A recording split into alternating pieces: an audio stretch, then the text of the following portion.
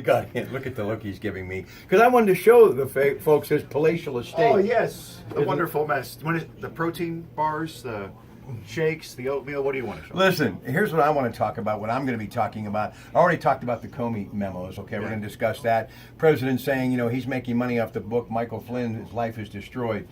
I also want to talk about teachers walking out in Arizona, thousands. Right. They're going to get a raise in 2020, but they said it's not enough because they want education funding. How bad is it in this country when teachers have to go on strike to get money to educate? Right. That's sad. And when you consider what we trust them to do, and it isn't just about the reading, writing, and arithmetic. We're virtually telling these teachers, we want you to raise our children. We want you to instill morals and virtues.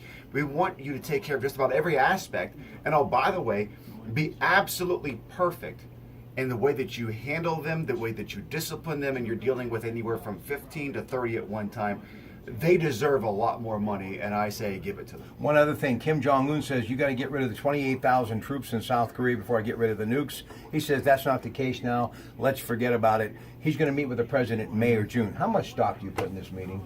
I think the meeting's going to take place, and I think that we're at a point to where we're as close as we've ever been to having peace with North Korea, and maybe to some extent having really great relationships between North Korea and South Korea, and just end this whole idea that somehow North Korea is going to be a threat to us and that we are a threat to North Korea. I think we have a good chance. Listen, Taste the Good Life coming up Thursday. I will not be there this year, but there will be a lot of folks from the station here. John McIntyre is going to be broadcasting. But we're going to be talking to Joey DeSalvo coming up on Monday night, on Rob Pratte Monday night. He'll join me at 9 o'clock. But also we're going to pay tribute to Bruno Sammartino.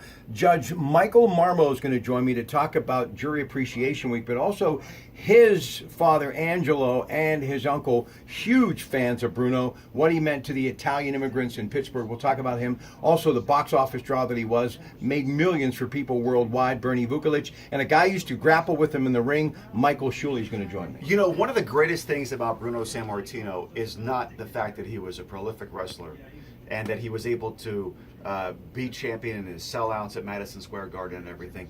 It was the way he was with people. I'll never forget hearing him speak at Larry's Hometown Heroes event and the interactions that I had an opportunity to have with him, where he made you feel as though you were the most important person in his life at that time. It's that kind of character that really stands out. I mean, what you do is nice to be remembered for, but who you are is even better, and Bruno was an amazing man. But as far as you and I in the ring, as the great Freddie Blassie used to say, we're a couple of pencil neck geeks, right? Ladies and gentlemen, join us for the Rob Pratt edition of Mike Pintek's gig today, noon to 3 on KDK Radio. Good afternoon. Don't forget about me at 3. Thanks, man. Most